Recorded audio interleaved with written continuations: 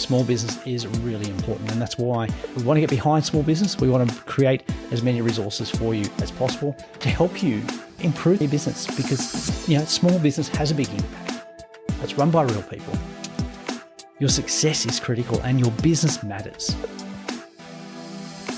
Hello, I'm Paul Sweeney, and I'll be your host for the Business Behind Your Business podcast, which is a podcast for business owners everywhere. We like to bring you conversations to help you run your business better, to help you grow and thrive. And we like to bring in experts in different areas to help you run your business better. So experts we've experienced in the fields of HR, finance, marketing, sales, insurance, computers, all of those aspects to help you understand what you need to be doing as a business owner and how to manage it better and how to reduce risk. So we like to do that to help you run a great business. And one of the questions is, why do we do this? Why do we do this? So that is a very good question. I get asked a lot of times, why do I spend my time producing a podcast for small and medium business owners? Doesn't it take a lot of your time? Doesn't it cost too much? Look, the answer is very clearly that small and medium businesses matter. They matter to you, they matter to me. And I've seen so many people impacted by the success or failure of small businesses that it's really a big thing for me. It's really important. I grew up in a country town in New South Wales from Gunnedah, and look, I saw the impact of what happened when a business failed, when a business closed. And I remember that at that time I had no interest in accounting or business, but I saw the impact of it when a major business in town closed. And that business, I can't remember how many employees, or I don't know exactly how many employees they had, but I'm guessing that there would have been at least 30 people there. And when that business closed, those 30 people were out of employment. 30 families were affected. So 30 families did not have a job the next day. And that had a huge impact on the town, not just on those families, but because they didn't have employment and didn't have wages coming in, they weren't spending their money in the town, and it had a spiraling effect on the town. And it was quite severe for a while until some larger companies came in and put some investment in, and that sort of kicked up. But it's a constant issue for small country towns particularly, but also when you look at communities. We tend to think cities are big, but within each of those cities, there are smaller communities in the suburbs, and small businesses are key. And I've been working as an accountant and a business advisor for over 30 years, and I deliberately choose to work with small and medium businesses. It was a deliberate choice of mine. And look, part of it comes back from seeing that impact of what happens when a business fails or a small business closes.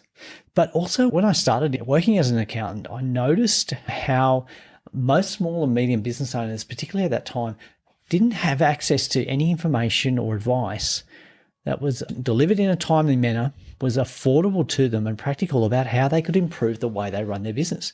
A lot of the time that their only communication with the accountant was to get the tax return done. And there was no capacity, or really the quality of business advice back then was quite limited.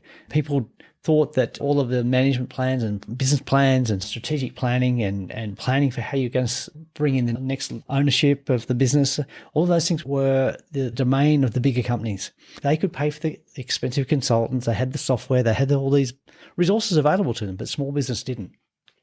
So I saw that as a huge issue, and it really bugged me. And it was really frustrating to be working on somebody's accounting work and their tax, and many months after the end of the year, and saying, well, hang on, if we had been able to speak with these people, if we had been able to give them more up-to-date advice or more timely advice, we could have really improved their situation. We could have helped them avoid some unnecessary spending or avoid making a loss on a project, or we could have helped them to change their business so that they could be more profitable quickly. But, when you're looking at their results months after, and we're talking 6 to 9 months after the end of the year, you can't do anything historical. You can only do it going forward, but they've already had 6 to 9 months of the next year. So they're well down the track of the next year. It was something that I thought business owners, small, medium business owners deserved a lot better. And that's why I choose to work with small and medium business owners, and not just from an accounting background, but I want to actually give them good quality advice in how to run their business better.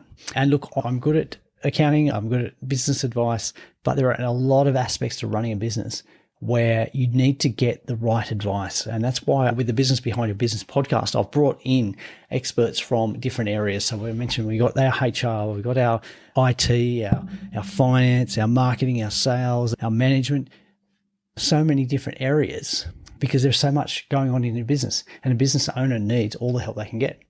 And look, the other reason I do a podcast is that you can listen to a podcast anywhere. You don't need to be my client to listen to the podcast. You don't need to be a client of any of our guests to listen to the podcast. It's freely available to you and anyone else who wants to listen to it, because we want to get that content, we want to get that message out there. We want to get the tools out there, the resources to help you run a better business. So this podcast, The Business Behind Your Business, is for you, the business owner. So we'd love you to give us your feedback, questions about what you want to hear, what you found useful, and also share the podcast with other business owners and family and friends and anyone that could benefit from hearing some of the content we've been producing for you. Why does small business matter? A lot of people think that small business is small. So we have definitions that small business employ less than 20 people. But according to the Australian Small Business and Family Enterprise Ombudsman's recent report, small businesses who employ less than 20 people represent 97.5% of all Australian businesses. That's 97.5%. That's massive. And I'm going to hazard a guess here that those statistics are pretty representative of businesses in other countries. And I know New Zealand is fairly close to Australia in terms of their statistics because there's some commonality there and some sharing of some of the research there. I'm guessing that in a lot of other countries as well, the focus is on the big guys, but small business is really the one that makes up the largest percentage of all businesses. In June 2021, this is also interesting. The Australian Taxation Office has this definition that a small business has turnover of 10 million or less. Now, in my view, 10 million is not a small business. So using this definition, 98% of Australian businesses are small businesses. And the vast majority, so 93% of those businesses have a turnover of less than $2 million. So that's revenue, sales revenue, service revenue, less than $2 million. But that's only the businesses registered for GST where a lot of this information is available. So GST, goods and services tax, it might be called VAT if you're listing in another country. And you're not required to register for GST if your current or projected turnover is 75,000 or less. So there's a large number of other businesses or micro businesses or side hustles that aren't actually included in those statistics. But 93% of Australian businesses have a turnover of less than $2 million. So if you're not actually shooting the lights out and you don't have 10, 15, $20 million, there's some comfort there. You're in there with a lot of great people. A lot of great people have turnover of less than $2 million. And another statistic from that same report is that small businesses in 2021 in Australia, they added over $438 billion in value in that 12-month period. $438 billion. So collectively, these small businesses are doing an awful lot. That's 33% of Australia's gross domestic product was provided by those small businesses. 33%.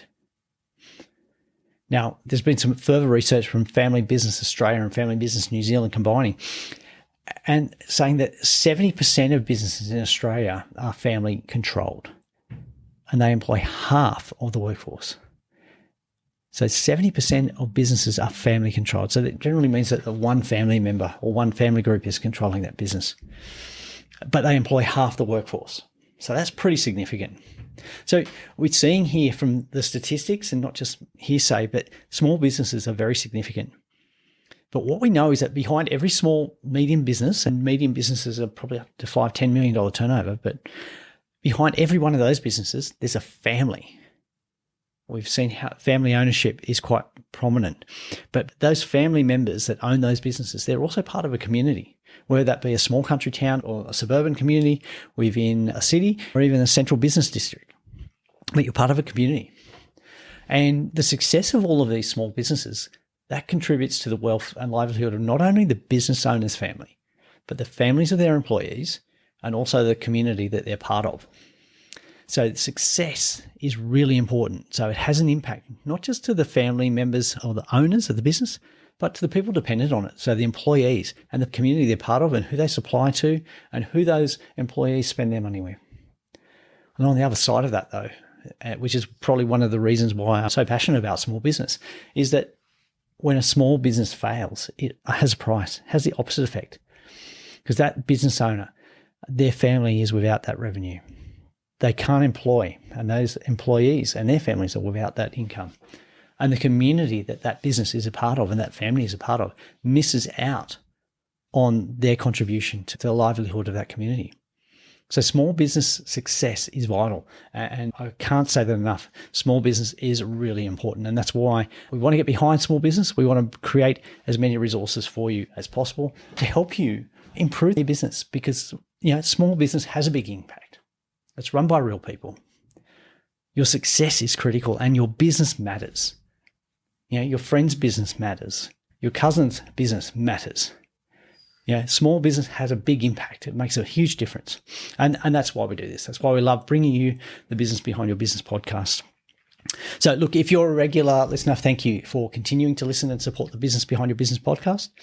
If you found this for the first time and you're listening, it's great to have you with us. Like I said, we love to bring the conversations to you where we share our experience, tips, case studies, and a lot more to help you run a great business. So please keep listening. Make sure you've subscribed or followed the Business Behind Your Business in your podcast app. And you can always listen to previous episodes, access some additional resources, or leave us a message on our website, which is www.thebusinessbehindyourbusiness.com.